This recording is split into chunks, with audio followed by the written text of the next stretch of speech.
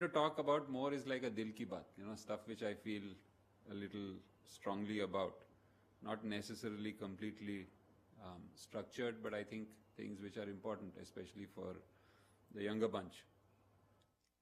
And I was asked to cover in terms of fellowships. There's some stuff I will talk about there. Research, which I think is something we are very much lacking in, and need to work up. Academics, especially for those of us who are in private practice, and what you do in clinics or clinical practice. So fellowships, today I think the likes of our seniors, they are generalists. Today more and more we are tending to get into certain areas and not do everything. So to get that amount of exposure, to get that amount of confidence, certainly you need fellowships where there is volume. And even those of us who want to do mainly trauma, even trauma is actually becoming a specialty today with the kind of trauma that is occurring now, which we didn't used to see when we were training. Which kind of fellowship should we be looking for? I think the importance here is to become a specialist in a region rather than a specialist in a procedure. I've stood on the stage with a well-known arthroplasty surgeon and who says that, I know nothing about high tibial osteotomy, so I don't do it. I think that is not the right way to go. If you are doing a particular region, you should know much about that particular region and not just be a surgical sort of technician. There is a talk I noticed later today about interdisciplinary stuff, and many of the good orthopedic surgeons, especially in America, where it's easy to move from one sort of specialization like engineering into another, they've brought all their knowledge of engineering into orthopedic surgery. So even today when I am talking of, say, I'm teaching Ilizarov principles or whatever I've learned about Ilizarov, a lot of that is useful for me when I do arthroplasty. So this cross-fertilization is important. Should we be doing it after MS, which is the current trend? I don't think an orthopedic surgeon after his MS is mature enough to even really make that decision as a general rule. There may be exceptions. And I think having a good general orthopedic experience is important, because even say when you're doing arthroplasty, you're going to see fractures. There is always something of this happening in the other side. And it's good to have a good amount of general orthopedic experience for a couple of years, because ultimately all surgeons will peak not very early. Surgeons really start peaking 40, 45. And you have to train yourself to be the lambe race ka ghoda. It's not a matter of getting out of MS and then starting work immediately and making lots of money. I think once you're well trained, then automatically work does happen. Many of us, when we've trained in particular techniques, we trained abroad. I think today most cities in Mumbai, in India, will have adequate experience or adequate volume and high quality work in things like spine, arthroplasty, trauma, and therefore it's not absolutely necessary to go abroad for fellowship. And as most of us who have been abroad will be able to sort of vouch for the fact that in the West also shit happens. It's not that only we do crap. And Gora also jhoot bolta hai. It's not that only we talk about it. So you have to look at the quality of education that you are getting. Yes, if you want something under your name in terms of on your visiting card, that's fine. But if you want really something to learn, then you have to do a fellowship, and a fellowship takes time. These 2 weeks, 3 weeks, 6 weeks, which become fellowships on the visiting card, really are of no help in your own personal development. Research is important from the point of view of, to me at least, primarily as an audit and as a self-improvement. Am I doing things well? Are things happening the way that I want them to happen? If I have treated 10 non-unions, have all of them healed? The ones that didn't heal, why they didn't heal? So as a part of a regular sort of self-improvement program, we lack as students, we lack, I know as a consultant today, I lack a very strong research culture. You put me in any surgical situation, I can find my way out of it. But in terms of research, no. And why is that? Because we did not inculcate that culture.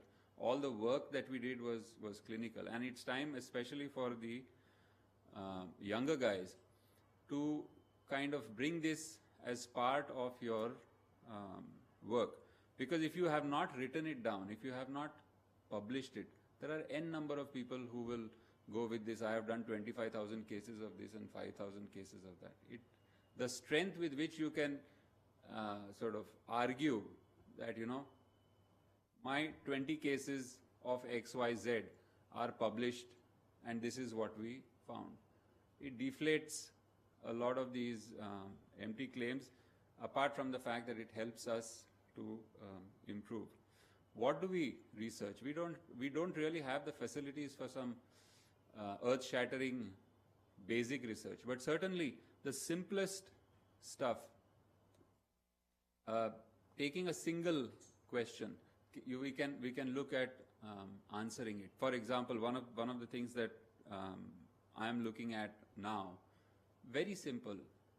When we do a high tibial osteotomy with the way that I do it with a fixator, is the posterior slope changed or not? Right? I think that's important because opening wedge shows you increase the slope, closing wedge shows you reduce. If I can show that with this, the slope doesn't change, which is what I believe, that is a small point or a small step kind of ahead.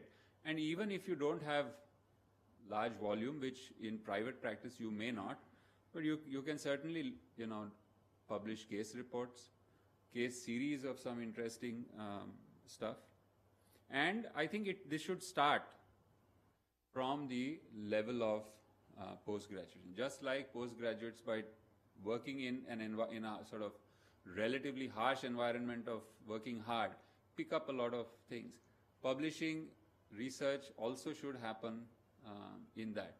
Old horses like me also have to learn new tricks, but that is difficult now. If you do this from post-graduation or from a younger age, I think it is certainly better. And now we have quite a lot of people who are actively sort of propagating this research agenda, and I think that's a good thing. I found teaching to be my most important way of learning. When I have to stand on a stage and talk or teach the Elizarov method or whatever it is I'm talking about to 30, 50 people who are otherwise supposed to be the cream of medicine, I can't sit and bullshit them. So I have to have my stuff very clear. I have to have my understanding very clear to be able to teach something. So I think that is, for me, self-help also, and it's a way of sharing whatever it is that we know. And today, I think even in the private sector, this is happening because traditional models of teaching are completely going down the drain. The guys who are supposed to be teachers take salaries for teaching and service. Unfortunately, that is not happening in a lot of places. And if you look at most of the successful people, they will be good teachers also. I think most of the people who are doing good work take that time to teach and spread their message. And as I said, there's more and more quality teaching now happening in the private sector. You cannot divest the teaching part from your practice. Now, as far as the clinical part goes, the one thing that I can say with personal experience is money, fame, etc. is something which can come, can go away very easily. Your own reputation is something which nobody else can snatch from you. You are the only person who can put your reputation down the drain. And being ethical and being successful, these are not two mutually exclusive things. Today, there's so much talk about the problems with medicine.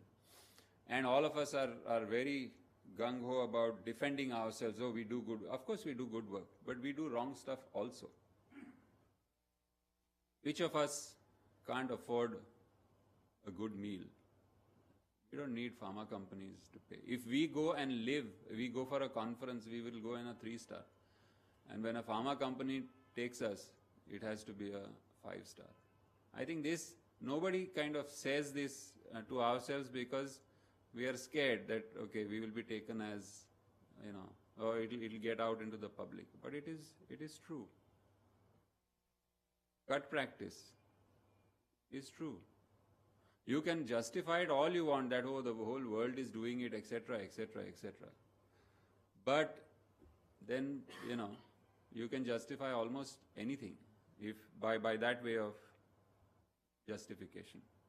So, ethical practice is a symposium in itself. You can spend half a day talking of ethical practice. But I think that is something which is very much doable, and you will see, if you look around, you will see very many examples of ethical practice, and I think those are the ones to be followed.